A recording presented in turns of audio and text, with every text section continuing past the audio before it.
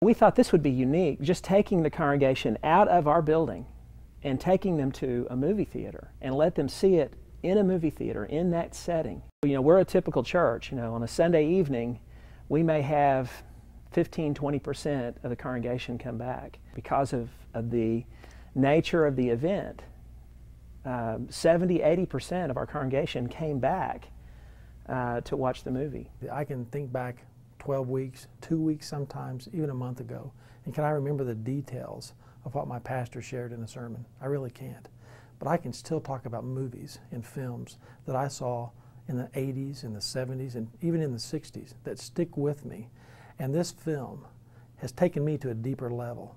This was impacting lives, not just for the mission field, but for their own personal relationship with Christ. I left that movie with a greater sense of God's love for all mankind, not just my little world. I want to be in a place like those people were. I want my heart to be like that, where it's surrendered, saying, I will go where you send me. If it's here, if it's away, if it's in my church. Many people came out of it knowing that they needed to raise the bar on their own level of commitment. I was compelled by the calling that they had on their lives and their willingness to live for that calling. It brought tears to my eyes because they were willing.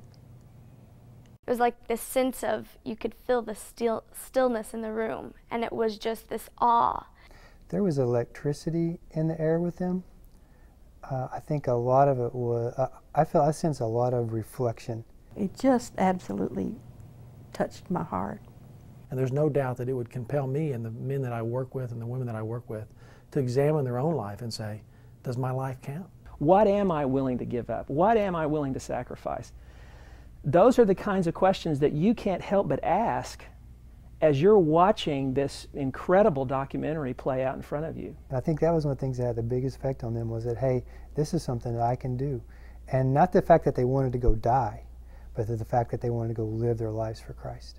This film would cause churches to be able to see the need to reach out. We have seen senior adults involved, we have seen young adults involved, we have seen our youth involved, where we had not seen this before. This is a great opportunity. This is one that you pass over. You're going to cut short, I believe, your congregation and what God would have for them. I think we all get busy in church in building programs, making sure our teens on Wednesday are doing a fun thing and there's a great band, and we're all consumed by maybe slicking up the service so it is engaging for families and it keeps young people wanting to come back. And sometimes we get so involved in the church aspect of making church great that sometimes that simple message of how God's love is transforming kind of can get put on the back burner. So if you're a pastor and you're wanting a revival in your church, you're wanting the Holy Spirit to come and intervene in service and see lives changed and see people who aren't knocking on your door at church to come to church, I would share this story with your congregation.